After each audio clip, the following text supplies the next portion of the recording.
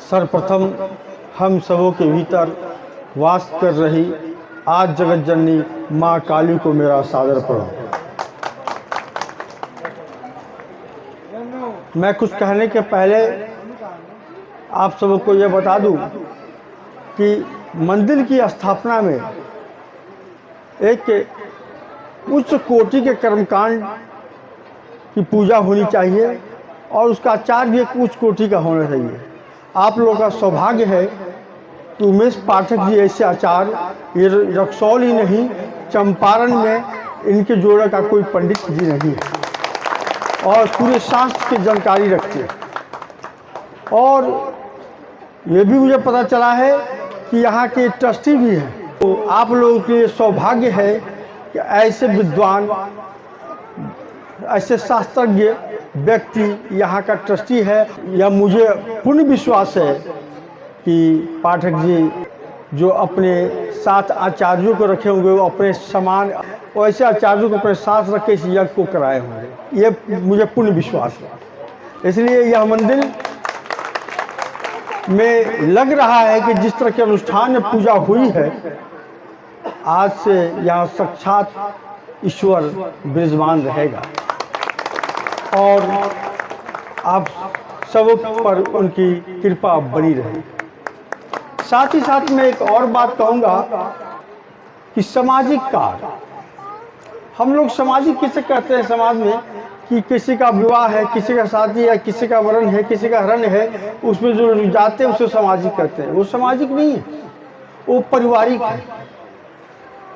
रक्सौल में कुछ लोग हैं जो आज हैं भी और नहीं भी हैं, कुछ ही लोग हैं जो समाज के लिए कार्य किया है, जिसमें आप देखेंगे हजारीमल हाई स्कूल का निर्माण कराना। हजारीमल जी कब के चले गए ईश्वर के पास, लेकिन मरने के बाद भी आज लोगों को दान दे रहे हैं, शिक्षा दान दे रहे हैं। तो हर व्यक्ति को ऐसा कार्य करना चाहिए। दूसरा देखें आप खेमचंद ताराचंद, राजा राम शाह, फुलदेव शाह मिडिल स्कूल में जो कुछ प्रमुख है मुझे याद है, इन लोगों ने ऐसा कार्य किया। यही कार्य सामाजिक है। इसलिए मैं आज एक और मुझे खुशी हुई कि जगदीश अग्रवाल जी ने भी एक सामाजिक कार्य किया आज और इस भूमि को देखा।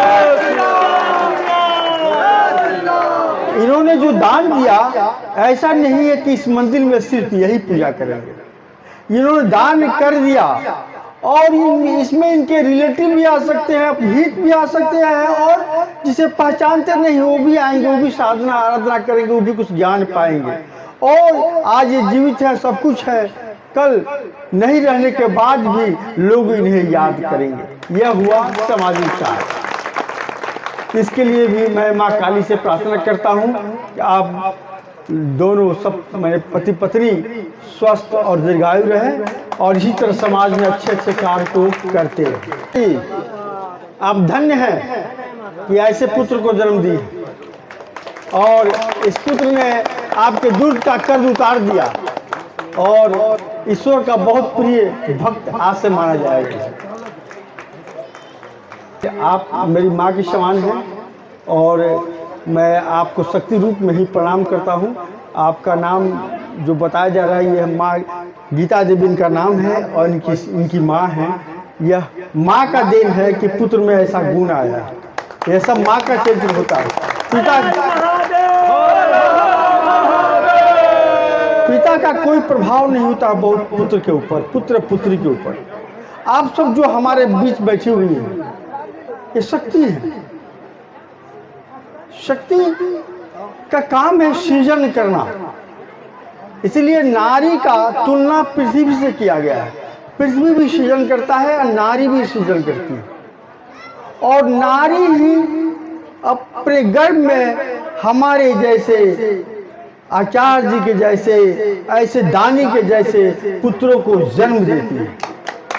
इसलिए वो माँ धन्य है। उस सभी माँओं को मैं अपनी ओर से आज प्रणाम करता हूँ। इसलिए कि यह मंदिर यह सब चीज शक्तियों के शक्ति से चलता है। हिंदू धर्म, सनातन धर्म माताओं के कारण चलता है। और यहाँ पर जितने बच्चे बैठे हुए हैं, बच्चियाँ बैठी हुई हैं, उन सब से मैं ये कहूँगा कि कभी भी अरे थोड़ा पिता से रूठ जाना, लेकिन माता से मत रूठना। माता से अधिक प्यार करने वाला दुनिया में कोई नहीं। इसलिए अंत में एक चीज बता दूं कि आप सब लोग गीता पढ़ते, पंडित जी जिसके विद्वान हैं। गीता में अर्जुन ने कृष्ण से पूछा कि ये जगत का गुरु कौन है।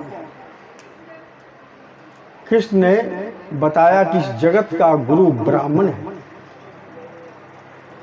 लेकिन अर्जुन बहुत हठी था, फिर पूछा कि ठीक है जगत का गुरु ब्राह्मण है, ब्राह्मण का गुरु कौन है? तो उन्होंने बताया कि ब्राह्मण गुरु सन्यासी। उससे भी नहीं माना अर्जुन। फिर कृष्ण ने पूछता कि फिर सन्यासी गुरु कौन है? तब कृष्ण ने कहा जगत गुरु ब्राह्मण, ब्राह्मण गुरु सन्यासी, सन्यासी गुरु अविनाशी, सन्यासी के बराबर इस पृथ्वी पर कोई नहीं।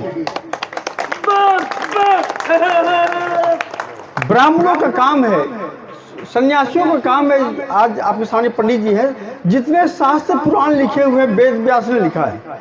सन्यासियों का काम है शास्त्र के जानकारी देना, शास्त्र के बारे में लिखना, ईश्वर के बारे में समझाना।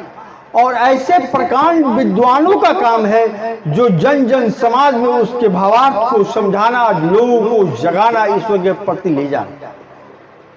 इसलिए मैं अंत में इस वाणी को विराम देने के पहले आप सभी माताओं का हार्दिक अभिनंदन करता हूँ, साथ ही साथ अग्रवाल जी का। और सबसे खुशी यह है कि मेरे ये बहुत प्रिय भी हैं, आज से नहीं बहुत पहले से परिचित हैं और हम लोगों का बहुत लगाव रहा है शुरू से। और इन्होंने मुझे यहाँ बुलाया तो मैं ना नहीं कर सकता था, इसलिए मुझे आना ही पड़ा, जबकि मतलब इनके बात को मैं काट ही नहीं सकता था। इसलिए आप लोग भी सौभाग्यशाली हैं कि आप सब लोग के बीच ये हैं और इसे हर समय अपना राय विचार लेते रहिए, आगे बढ़ते रहिए, पूजा पाठ करते रहिए। और बस एक ही चीज़ समझिए कि ये जगत ना पूर्ण सत्य है ना पूर्ण असत्य है। जगत में कोई चीज़ पूर्ण नहीं है। जो आज है वो कल नहीं रहेगा, जो आज है पहले नहीं था। इसलिए कुछ पूर्ण नहीं है। और ईश्वर को जिस रूप में मानना है, जिस रूप में, जिस भेष में मानिएगा, ईश्वर उसी रूप में आपसे आकर दर्शन देगा आपको अपना कल्याण, आपके कल्याण के लिए कुछ ना कुछ करेगा ईश्वर। ईश्वर का कोई रूप भी नहीं है, कोई आकार भी नहीं है, कोई नाम भी नहीं है। हम संतों का दिया हुआ एक चीज़ है, उसको जिस रूप से, जिस नाम से आप याद करिएगा उस नाम में आएगा। और उसकी भक्ति करिए, सिर्फ भक्ति करिए, प्रेम करिए। इसी वाणी के साथ मैं अंत में अपनी वाणी को विराम देने के पहले उस आद जगत जननी माँ काली को मैं सादर प्रणाम करता हूँ, जो मेरे मुखों से बोल रही है, आप सभी के कानों से सुन रही है। बोलने वाली वही है, सुनने वाली वही है, तीसरा कोई नहीं।